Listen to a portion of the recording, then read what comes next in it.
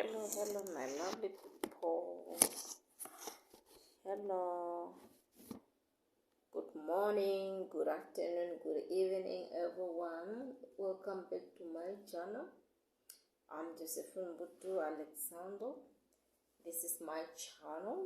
Welcome back. For those who didn't subscribe yet, please, guys, I'm still waiting for you to subscribe to my channel. Please, I'm begging you, subscribe to my channel so that anytime, whenever I'm uploading a video, you got a notification. I did my own hair.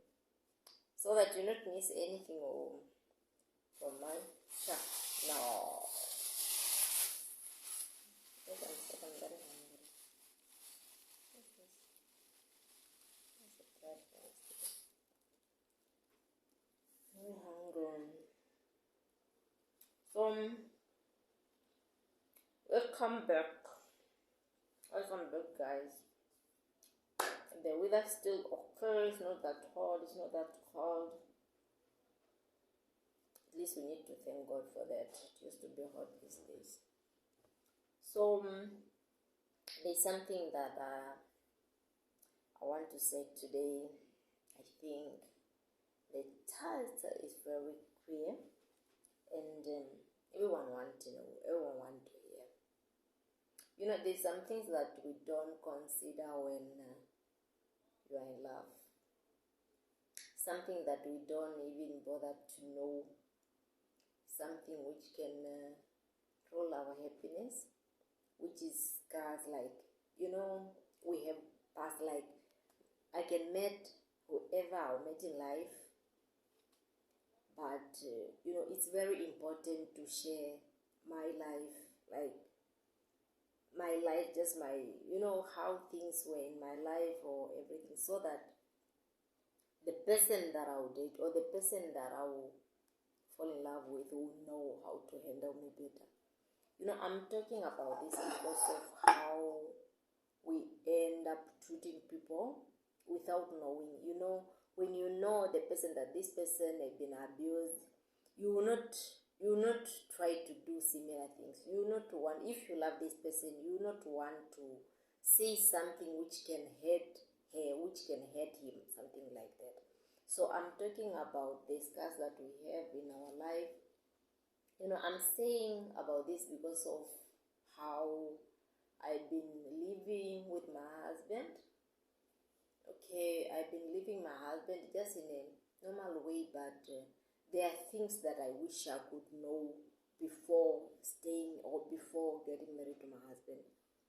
Things that he could be open up to me, things that we could share, not just sharing in a serious note, but just, you know, something that we can also just talk, so that I'll know how to handle him, or I'll know, like, I'll know when I want to say something, so that I'll not hurt his feelings.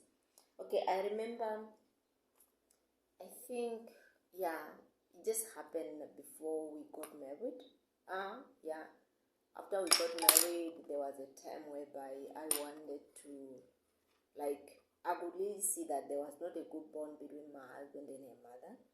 And I always insist, like, my husband to communicate with her mother, like his biological mother, because he was raised by her auntie. And I always insist, like, you know, seems like your mother's still alive. And because of how I was raised, because of how I was living with my mother, I had a good bond with my mother, and even my husband happened to be good with my mother, which makes me love my husband at the point of also want to love her mother. I want also to have this bond with my mother-in-law. And it was not good, it was not well with my husband, because, you know, people, they have their history. If I could know better, if I could know what the difference are they having, if I could know what the problems they were having, at least it could be easy for me, like, not involved, not to push him so far like that. I could remember that most of the time whenever I brought this topic of him communicating with her mother, him, like, you know, just this, you know, he's always became angry. Okay, I noticed that there was something, but for me as a mother, or for me having that love from my mother, I would not see it that there's someone who will not love their mother because of the love that, you know, I was just blind because of the love that I got from my mother, because of the bond that I'm having with my mother. I would not believe that there was someone who could live a life without having this good with their mother.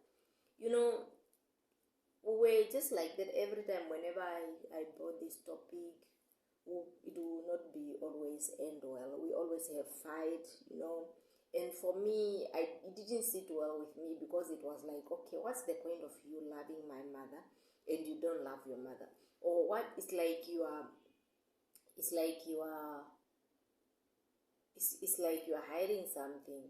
Okay, now it's like you are just these things of you loving my mother is not sit well, because if you really likes my mother or love my mother because she's my mother, because she's so sweet to you, why not me trying your mother also? It's just normal for me. It was just normal, but I could not understand what makes him not having that bond with his mother. I could not know what really makes. Okay, but there are some parts which are very sensitive, where you cannot just explain yourself. Also, it's also depend to how you communicate. Okay, we didn't have that bond where we can be discuss some of these big sensitive things, or maybe my husband was not that open to me, because some of the things, first of all, starting from the beginning of our relationship, he starts seeing how good I am with my mother and all those things. And I think he was offended of me knowing the part of how her mother played a role in his life. Okay. Then he didn't try to open up. I thought her auntie was her mother first. And, first of all, I thought her auntie was her mother. Then later is when he started telling me, no, she's not my mother, she's my auntie, she's my dad's sister. And I didn't, okay, when it was like that, first I thought maybe her mother was not alive. And then later is when he told me that, no, I was raised by my dad I was taken by my dad when I was 3 months, something which is not really understandable for someone to take a baby of a 3-month baby, whereby maybe there were some misunderstanding. That's why the father decided to take him while he was 3 months. Okay, I could not have a problem with that, but now these things of them, their parents having misunderstanding, it came at the point of my husband not having a bond with the mother, because my husband was raised by the auntie, who is a sister to the father, by her auntie, who is a sister to the father, at the point of them raising him just like a child and forgetting the part of the mother, whereby the mother also didn't even come after, even like then the father died, whereby he was just remaining with the aunt, who is a sister to the father, and the husband of the auntie, like a father and a mother. They were just praying a mother-father there. Okay, then later, the mother didn't even happen to come like, okay, my child is raised, or the father had died. Then the mother still didn't even go, like, I'm looking for my son, who, like, at least to go sit, like, where is my child? Didn't happen. Until, my husband didn't even have, maybe there were some things, or maybe when he was raised first, he knew the aunt was just the mother and the husband was just, because of how the man also was treating him, it was just like the father. Okay, and he prayed this father figure in his life. Okay, my husband then, while he was growing, so there were just some people maybe who end up telling him, like, because he told me that he started knowing the mother that is alive when he was 25. I think my husband was affected. He was angry at the point of having this hatred toward her mother. Like, if my mother really loves me, why he could not go far at the point of looking for me. Okay, why not even if he had that no, he is dead, his son is dead. Okay, but even if he could hear that, why he could not even come at the point of okay, coming to a family like, okay, this is where my child was buried or something like that. He didn't go for it. So that's why my husband was so angry at the point of not even recognizing until now. He doesn't recognize the mother. But to me, to me, there was a time that I would also understand it.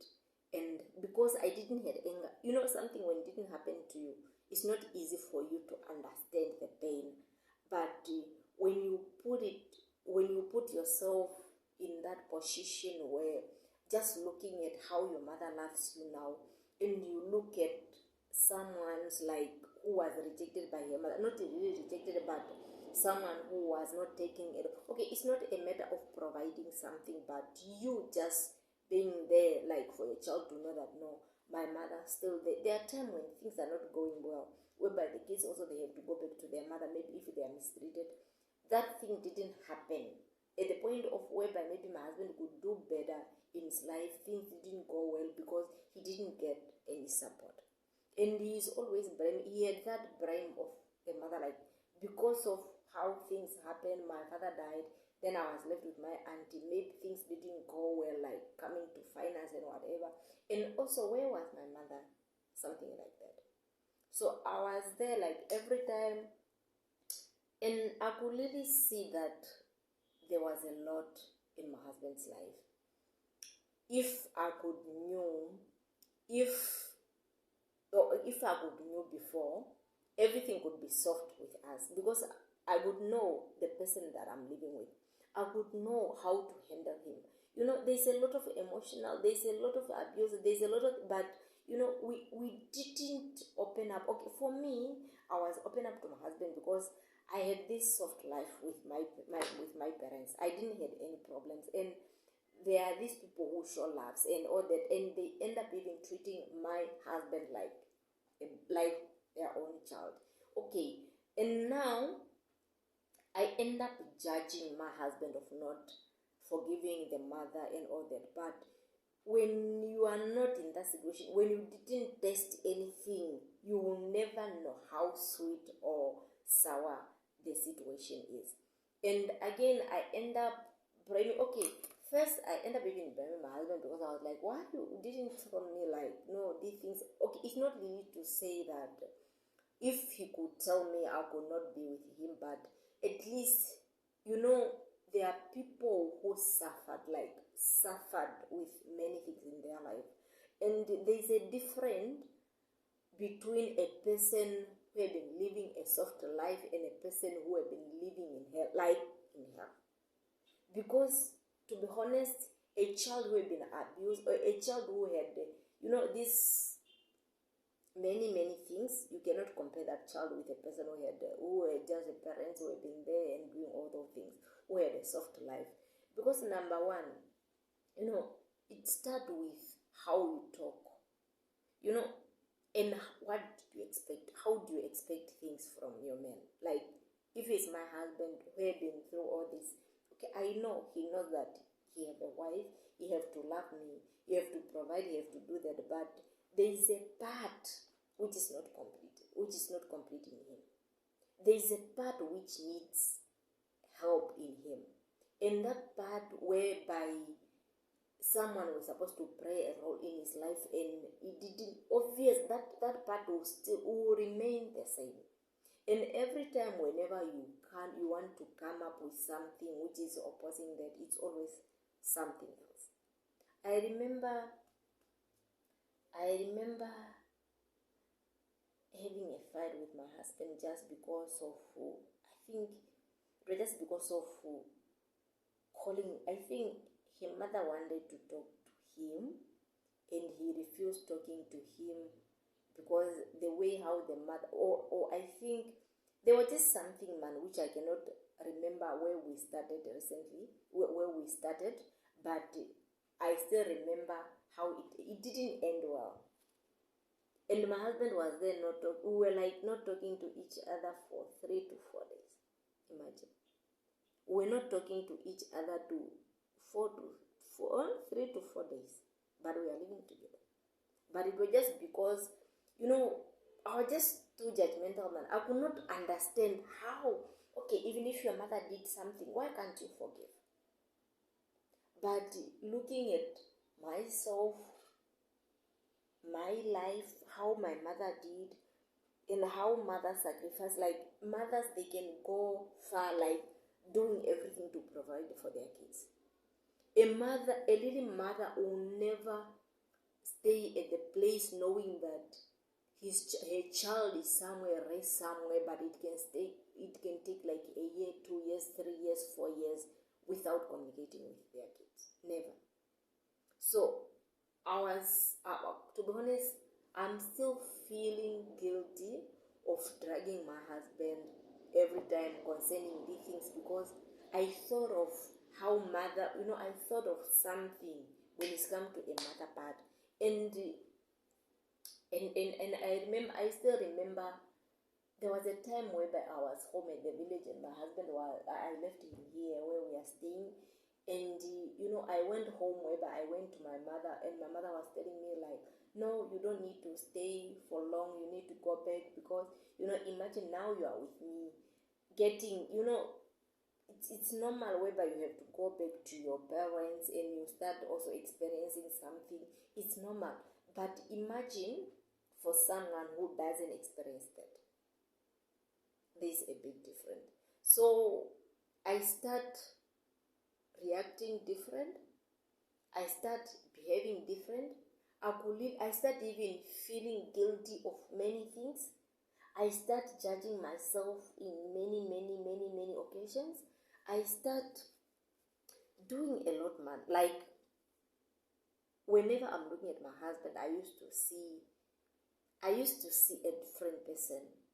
Then, because for someone who was, I think the better word that I can use, like, who was abandoned, like the mother abandoned a child just because he's with the father's family, but there's that mother, there's something which a child needs from their mother also. It doesn't mean that you have money or you don't have. You are needed in the life of your child.